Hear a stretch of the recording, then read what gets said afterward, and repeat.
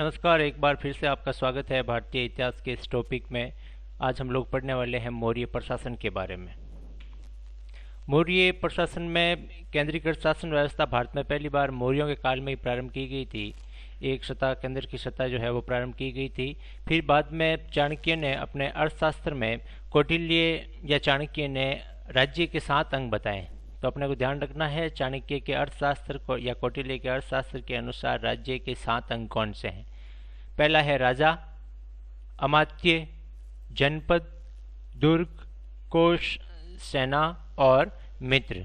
आपको ये याद रखना है कि चाणक्य ने या कौटिल्य ने अपने अर्थशास्त्र में राज्य के कौन कौन से अंग बताए हैं। उन्होंने राज्य के 7 अंग बताए हैं: राजा, अमात्य, जनपद, दुर्ग, कोश, सेना और मित्र। उपदा परीक्षण। उपदा परीक्षण किसे कहते थे? राजा मुख्यमंत्री या पुरोहित की नियुक्ति करने से पहले उसके चरित्र की भली भांति से जांच करता था, उसी को उपदा परीक्षण कहते थे। राजा किसी भी प्रकार के मंत्री की या पुरोहित की नियुक्ति करता था तो उससे पहले ये भली भांति जांच करता था कि उस उक्त व्यक्ति का चरित्र कैसा है। इसी प्रक्रिया को उपदा परीक्षण कहते थे। फिर देखिए केंद्रीय प्रशासन। अर्थशास्त्र में 18 विभागों का उल्लेख किया गया है जिन्हें तीर्थ कहा जाता था। अलग अलग प्रकार के विभाग में बांटी हुई थी प्रशासन की व्यवस्था को, जिन्हें इन विभागों को तीर्थ कहते थे। और अर्थशास्त्र में ऐसा उल्लेख किया गया है कि 18 विभाग मौर्य प्रशासन में उस समय थे, केंद्रीय प्रशासन में। और उस विभाग को तीर्थ कहते थे और तीर्थ के अध्यक्ष को महामात्र कहते थे। तो महामात्र किसे कहते थे? तीर्थ के अध्यक्ष को।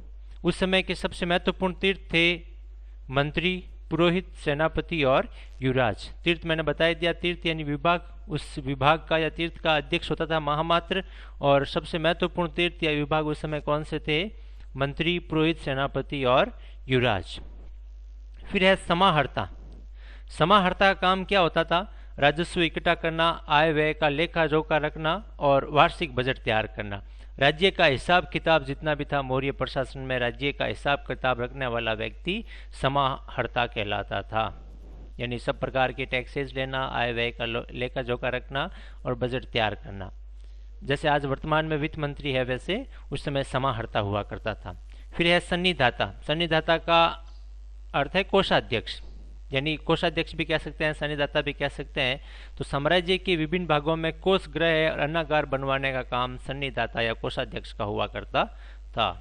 तो ये बातें महत्वपूर्ण। उस समय केंद्रीय प्रशासन सत्तात्मक प्रशासन व्यवस्था मौर्यों के समय लागू हो गई थी। 18 विभाग अर्थशास्त्र के अनुसार मुख्य थे। उन विभागों को तीर्थ कहते थे और तीर्थ के अध्यक्ष को महामात्र। सबसे महत्वपूर्ण विभाग मंत्री, पुरोहित और सेनापति। और समाहर्ता राजस्व इकट्ठा करना, आय व्यय का लेखा जोखा रखने वाला। सन्निधाता कोषाध्यक्ष हुआ करता था। फिर अर्थशास्त्र में मौर्य काल के समय विभिन्न प्रकार के विभागों का उल्लेख किया गया है। उन विभागों से संबंधित कौन सा विभाग और उस विभाग का अध्यक्ष क्या कहलाता था उसके बारे में देखिए। सन्निधाता अभी हम लोगों ने देखा ही था, कोषाध्यक्ष को सन्निधाता बोलते थे। शीताध्यक्ष कौन होता था? कृषि का मुखिया, कृषि विभाग का जो मुखिया होता था उसको बोलते थे शीताध्यक्ष। अध्यक्ष है, अध्यक्ष नहीं है। फिर है पणियाध्यक्ष। पणियाध्यक्ष कौन होता था? पणियाध्यक्ष होता था व्यापार वाणिज्य का ध्यान रखने वाला व्यक्ति। यानी मौर्य काल में व्यापार और वाणिज्य का मुखिया होता था, उसको बोलते थे पणियाध्यक्ष। सूत्राध्यक्ष। सूत्राध्यक्ष कौन होता था? जो कतई बुनाई विभाग का प्रमुख होता था, उसको बोलते थे सूत्राध्यक्ष। फिर है लूनाध्यक्ष। लूनाध्यक्ष बूचड़ खाने का ध्यान रखने वाला। बूचड़ खाना उस समय भी हुआ करता था, तो लूनाध्यक्ष जो है बूचड़ खाने का प्रभार हुआ करता था। फिर है विविताध्यक्ष। विविताध्यक्ष कौन होता था? चारागाह का। चारागाह का प्रमुख, विभाग का प्रमुख जो है उसको विविताध्यक्ष बोलते थे। लक्षणाध्यक्ष। लक्षणाध्यक्ष का काम होता था मुद्रा जारी करना। मौर्यों की ओर से जो भी मुद्राएं जारी की जाती थी उसका काम लक्षणाध्यक्ष करते थे। फिर है आट्विक। आट्विक वन विभाग के प्रमुख को कहते थे। तो अर्थशास्त्र में वर्णित 26 प्रकार के विभागों का वर्णन किया गया है। उसमें मुख्य रूप से आपके ये जो मेन मुख्य विभाग है उनके विभागों के अध्यक्ष क्या बोलते थे? सन्निधाता कोषाध्यक्ष को बोलते थे। शीताध्यक्ष कृषि विभाग का मुखिया, पणियाध्यक्ष व्यापार वाणिज्य, सूत्राध्यक्ष कताई बुनाई, लूनाध्यक्ष बूचड़ खाना और विविताध्यक्ष चारागाह, लक्षणाध्यक्ष मुद्रा जारी करने का और आट्विक वन विभाग का मुखिया होता था। इसके अलावा युक्त व उपयुक्त महात्म्य और अध्यक्षों के नियंत्रण में निम्न स्तर के कर्मचारी होते थे। महात्मे और अध्यक्षों के नियंत्रण में छोटे स्तर के जो कर्मचारी होते थे उनको युक्त और उपयुक्त कहते थे। फिर देखिए प्रांतीय प्रशासन, ये केंद्रीय शासन व्यवस्था थी अभी हम लोगों ने जो पीछे देखी थी, और अब जो है अगला वो है आपके प्रांतीय प्रशासन, यानी प्रांतों में, अलग अलग प्रांतों में बटा हुआ था। मौर्य साम्राज्य, मगध साम्राज्य। अशोक के समय जो है मगध साम्राज्य के 5 प्रांतों में बटे होने का उल्लेख मिलता है। मुख्य रूप से वो 5 प्रांत कौन से थे, जिसको मैंने इस सुंदर से मैप के माध्यम से आपको समझाने का प्रयास किया है कि अशोक के समय में मगध साम्राज्य अलग अलग प्रांतों में बटा हुआ था। तो ऐसे कौन कौन से वो 5 प्रांत थे। पहला था उत्तरापथ, उत्तर में जो है तक्षशिला, या आप लोग देख सकते हैं ये संपूर्ण मौर्य साम्राज्य है, जो ब्लू कलर में है, नीले गहरे नीले कलर में जो है आपके मौर्य साम्राज्य है। इसका विस्तार काफ़ी लंबे भारतवर्ष के क्षेत्र में था। तो उत्तर का जो पार्ट था वो आपके तक्षशिला, उत्तरापथ कहते थे, उत्तरापथ या तक्षशिला उत्तर में, और इसी के ऑपोजिट जो दक्षिण में था दक्षिणापथ। उत्तरापथ में तक्षशिला और दक्षिणापथ में जो है आपकी सुवर्णगिरी। फिर है अवंती राष्ट्र, अवंती राष्ट्र उज्जैनी या उज्जैन, जो मध्य प्रदेश उज्जैन है वो अवंती राष्ट्र। फिर है कलिंग, कलिंग जिस पर सम्राट अशोक ने विजय प्राप्त की थी, ये जिसकी राजधानी तोसली थी, कलिंग की राजधानी, तो कलिंग तोसली। और दक्षिणापथ का मैंने बताया गया सुवर्णगिरी, और मध्य देश का जो पार्ट जिसको मध्य देश के नाम से जानते थे वो था पाटलिपुत्र। तो ये अशोक का संपूर्ण साम्राज्य विशाल जो है 5 प्रांतों में बटा हुआ था। कौन कौन से, उत्तर से देखिए तक्षशिला, पाटलिपुत्र, उज्जैनी, तोसली और सुवर्णगिरी। ऐसा उल्लेख मिलता है कि मगध साम्राज्य उसमें मुख्य रूप से 5 प्रांतों में बटा हुआ था, विशेष रूप से सम्राट अशोक के काल में। तो ये प्रांतीय शासन व्यवस्था का हिस्सा है। फिर इन प्रांतों का शासक जो होता था, इन प्रांतों का शासन या जो शासक की जो बागडोर है वो या तो कोई राजवंशी राजकुमार या आर्यपुत्र जो है उनको सौंपी जाती थी। अब इन प्रांतों को फिर छोटे छोटे विषयों में विभक्त किया गया था। संपूर्ण मगध साम्राज्य 5 बड़े प्रांतों में विभक्त था और इन प्रांतों को विषय में विभक्त किया गया। यानी जैसे अपने प्रांत राज्य है, राज्यों को फिर जिलों में विभक्त करते हैं, तो उस समय ये इकाई जो है वो विषय कहलाती थी और उसके अध्यक्ष है विषयपति कहलाते थे। जिला का प्रशासनिक अधिकारी स्थानिक होता था। फिर विषयों को छोटे छोटे जिलों में बांटा हुआ था और इन जिलों का प्रशासनिक अधिकारी क्या कहलाता था, स्थानिक, जो समाहर्ता के अधीन हुआ करता था। समाहर्ता भी मैंने बताया था शुरुआत में आपको। समाहर्ता कौन होता था, विभिन्न प्रकार के विभागों के बारे में देखा कि भाई समाहर्ता कौन है, वो व्यक्ति जो राजस्व इकट्ठा करता है, आय व्यय का लेखा जोखा रखता है, वार्षिक बजट तैयार करता है, उसकी अध्यक्षता में ये सब प्रकार के विभाग हुआ करते थे। प्रशासन की सबसे छोटी इकाई का मुखिया गोप था। सबसे छोटी निचले स्तर की प्रशासन की इकाई थी, उसका मुखिया गोप कहलाता था और ये 10 गांवों का शासन संभालता था। 10 गांव के ऊपर एक गोप नियुक्त करते थे, याद रखिएगा। और समाहर्ता के अधीन प्रदृष्टि नामक अधिकारी होता था जो स्थानिक गोप व ग्राम अधिकारियों की कार्य की जांच करता था। प्रशासन की सबसे छोटी केंद्रीय स्तर पर होगी। फिर प्रांतों में बांटा हुआ था। प्रांत को फिर किस में बांटा हुआ था, विषय में बांटा हुआ था। और विषय का जो अध्यक्ष होता था उसको विषयपति कहते थे। विषय को फिर किस में बांटा हुआ था, जिलों में। जिलों का मुखिया कौन होता था, स्थानिक, ठीक है। और जो समाहर्ता के अधीन ही होते थे ये सारे के सारे, स्थानिक होता था। और फिर इसको जिलों को क्या कर रखा था, छोटे छोटे इकाइयों में और आगे बांट रखा था। इनका मुखिया कहलाता था गोप। और गोपों, इस एक गोप में जो है वो 10 गांव उसके अधीन होते थे। और फिर हर गांव का अध्यक्ष है वो ग्राम अधिकारी, उनके कार्य की, सबके कार्यों की जांच कौन करता था, इनका मुखिया कौन था, समाहर्ता था, ठीक है। फिर देखिए नगर शासन, पहला केंद्रीय शासन पढ़ लिया, फिर प्रांतीय शासन, प्रांतों को फिर बाद में नगर जो है शासन में बांटा हुआ था। तो मैगस्थनीज के अनुसार नगर का शासन प्रबंध 30 सदस्यों का एक मंडल करता था। उस समय ऐसा वर्णन किया है मैगस्थनीज ने अपनी पुस्तिका इंडिका में कि ये नगर का जो प्रशासन है वो चलाने के लिए एक 30 सदस्यों का एक मंडल होता था। और इस 30 सदस्यीय मंडल में एक 6 समितियां बनी हुई थी। यानी पूरा मंडल तो होता था 30 सदस्यों का, और इस 30 सदस्यों को फिर जो है 6 समितियों में और छोटे छोटे बांटा हुआ होता था। और एक हर समिति में कितने सदस्य होते थे, 5 सदस्य होते थे। तो उस समय नगर प्रशासन को चलाने के लिए कौन कौन सी ये 6 समितियां थी, उसमें कौन सा व्यक्ति, कौन सी समिति किस प्रकार काम देखती थी, याद रखिएगा। प्रथम समिति क्या काम देखती थी, उद्योग शिल्पों का निरीक्षण करती थी। हम लोग पढ़ रहे हैं मौर्य प्रशासन का नगर शासन। नगर शासन में शासन प्रबंधन के लिए 30 सदस्यों की एक समिति, एक मंडल होता था। इस मंडल में फिर जो है 6 समितियां बनी हुई थी 5-5 सदस्यों की। तो प्रथम समिति क्या काम करती थी? उद्योग शिल्पों का निरीक्षण। द्वितीय समिति क्या करती थी? विदेशियों की देख रेख करना।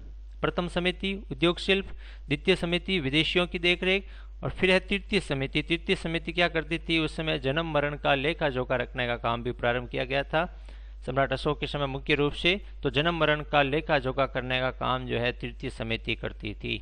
चतुर्थ समिति क्या काम करती थी? व्यापार वाणिज्य की देखरेख करती थी। ठीक है, छोटे उद्योगों की देखरेख, उद्योग शिल्पों की देखरेख तो प्रथम समिति करती थी, और व्यापार वाणिज्य की संपूर्ण बड़े स्तर पर देखरेख करती थी वो चतुर्थ समिति।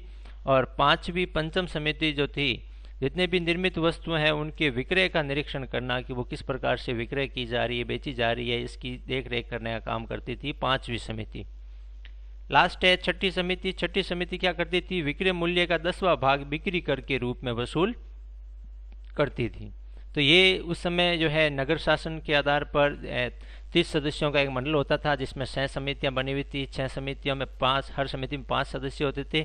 प्रथम समिति उद्योग शिल्प, द्वितीय समिति विदेशियों की देखरेख, तृतीय समिति जन्म मरण का लेखा जोखा, चतुर्थ समिति व्यापार वाणिज्य, पंचमी समिति निर्मित वस्तुओं में विक्रय का निरीक्षण करना, और छठी समिति जो है बिक्री कर के रूप में वसूल करने का विक्रय मूल्य का 10वां भाग जो है वसूल करती थी। तो आप लोगों को उम्मीद है याद हो गए होगा ये सब। उसके बाद चलिए सैन्य व्यवस्था की ओर चलते हैं कि मौर्य काल में सैन्य व्यवस्था किस प्रकार थी। सैन्य विभाग भी 6 समितियों में बंटा हुआ था। वही जिस प्रकार से अभी नगर शासन बंटा हुआ था 6 समितियों में, वैसे हर समिति में 5 सदस्य होते थे। तो सैन्य विभाग को भी 6 समितियों में बांटा हुआ था, और समितियां सेना के 5 भागों की देख रेख करती थी। 5 विभाग थे उस समय के सेना में, मौर्यों के समय। 5 विभाग कौन कौन से थे याद रखना? एक तो पैदल सेना, अश्व, फिर है हाथी, रथ और नौसेना। नौसेना भी थी उस समय मौर्यों के पास में। तो 5 प्रकार की सेना थी: पैदल, अश्व, हाथी, रथ और नौसेना। अंतपाल किसे कहते थे? सैनिक प्रबंधन की देखरेख करने वाला व्यक्ति होता था। 2 काम थे उसके, सैनिक प्रबंधन की देखरेख करना और सीमांत क्षेत्रों का व्यवस्थापक जो है वो भी अंतपाल ही हुआ करता था। याद रखिएगा, अंतपाल कौन? सैनिक प्रबंधन की देखरेख करने वाला और सीमांत क्षेत्रों का व्यवस्थापक। फिर है इंडिका मैगस्थनीज के अनुसार उन्होंने ऐसा वर्णन किया है कि चंद्रगुप्त मौर्य के पास में काफी विशाल सेना थी। फिर है न्याय व्यवस्था। मौर्यों के समय न्याय व्यवस्था किस प्रकार की थी? तो न्याय व्यवस्था में सम्राट ही न्याय प्रशासन का सर्वोच्च अधिकारी होता था। ये तो बात विदित है कि न्याय का जो मुख्य कार्य उसका सर्वोच्च पदाधिकारी वह सम्राट स्वयं हुआ करते थे। इसके अलावा निचले स्तर पर भी छोटे छोटे न्यायालय बनाए हुए थे, ग्राम न्यायालय थे, जहाँ पर निर्णय कौन या तो ग्रामणी या ग्राम वृद्ध निर्णय करते थे। हर गांव में छोटे छोटे न्यायालय बनाए हुए थे, जहाँ पर निर्णय करने का काम या तो ग्रामणी या गांव का सबसे वृद्ध व्यक्ति होता था, पंच जो है वो निर्णय करते थे। और इसके अलावा एक हाई कोर्ट जिसको कहते हैं केंद्रीय न्यायालय, सुप्रीम कोर्ट कहते हैं, वो पाटलिपुत्र का एक केंद्रीय न्यायालय भी स्थापित था। न्यायालय 2 प्रकार के थे उस समय, धर्मस्थ्य और दूसरा है कंटक शोधन। धर्मस्थ्य और कंटक शोधन दोनों न्यायालयों में क्या फर्क था? धर्मस्थ्य न्यायालय जो है वो दीवानी मामले या दीवानी अदालत थी, और कंटक शोधन फौजदारी अदालत थी। ध्यान रखना, धर्मस्थ्य दीवानी अदालत और कंटक शोधन फौजदारी अदालत। धर्मस्थ्य में क्या था? इसमें निर्णय जो है धर्मशास्त्र में निपुण कोई 3 धर्मस्थ व्यक्ति या 3 अमात्य करते थे। धर्मस्थ्य न्यायालय में निर्णय कौन करता था? धर्मशास्त्र में निपुण 3 धर्मस्थ और 3 अमात्य करते थे। और ये दीवानी अदालत थी। इसमें किस प्रकार के मामलों की सुनवाई होती थी? साहस कौन से मामलों को बोलते थे? अपराधों को जो चोरी, डाके और लूट से संबंधित थे, साहस के मामले। और वाक्पारुष्य मामले कौन से होते थे? मानहानि, मारपीट या कुवचन के मामले हैं, इनकी सुनवाई धर्मस्थ्य न्यायालय में होती थी। फिर है कंटक शोधन फौजदारी मामले थे, जिनमें निर्णय कौन करता था? 3 प्रदेष्ट्री या अमात्य मिलकर के। किस प्रकार के मामलों की सुनवाई होती थी? यहाँ पर राज्य व व्यक्ति के बीच में किसी प्रकार का विवाद होता था तो उसका निर्णय कंटक शोधन न्यायालय में होता था। व्यक्तियों के द्वारा कोई ऐसे अपराध होते, चोरी, लूटपाट है, डकैती है, या मानहानि, मारपीट, कुवचन के ऐसे मामले तो धर्मस्थ्य मामलों में सुनवाते थे दीवानी अदालत में। और कंटक शोधन में मामले कैसे होते थे, राज्य और व्यक्ति के बीच में किसी प्रकार का विवाद होता था तो उसका निर्णय कंटक शोधन न्यायालय में होता था। ये फौजदारी अदालत थी। यह निर्णय 3 प्रदृष्टि या अमात्य मिलकर करते थे और धर्मस्थ्य में 3 कोई धर्मशास्त्र में निपुण व्यक्ति या और अमात्य करते थे। नगर न्यायाधीश भी होते, नगर न्यायाधीश को व्यवहारिक महामात्र कहते थे। नगर न्यायाधीश को तो बोलते थे व्यवहारिक महामात्र, और जनपद में भी न्यायाधीश थे तो जनपद के न्यायाधीश को राजुक कहते थे। याद रखिएगा, कंटक शोधन और धर्मस्थ्य ये 2 प्रकार के न्यायालय उस समय थे। धर्मस्थ्य में जो है दीवानी मामलों की सुनवाई होती है, कंटक शोधन में फौजदारी मामलों की, धर्मस्थ्य में न्याय का काम धर्मशास्त्र में निपुण 3 धर्मस्थ्य 3 अमात्य करते थे, और कंटक शोधन में इसका निर्णय जो है अमात्य या 3 प्रदृष्टि करते थे। और इसमें निर्णय धर्मस्थ्य में साहस प्रकार के निर्णय यानी चोरी, डकैती, लूट के, और वाक पारुष्य में यानी मानहानि, मारपीट, गोवचन के सुनते थे। कंटक शोधन में राज्य और व्यक्ति के बीच में किसी प्रकार का विवाद। चाणक्य में भी जो है इसका वर्णन किया गया है। चाणक्य ने कानून के 4 अंग बताए हैं। कौन कौन से हैं? धर्म, व्यवहार, चरित्र और शासन। धर्म, व्यवहार, चरित्र और शासन, ये जो है चाणक्य ने कानून के 4 अंग बताए। तो ये थी मित्रों आज की अपनी मौर्य प्रशासन के बारे में काफ़ी महत्वपूर्ण क्लास। उम्मीद है आप लोग इसको अच्छे से याद कर रहे होंगे, आपकी स्टडी अच्छी चल रही होगी। Thank you.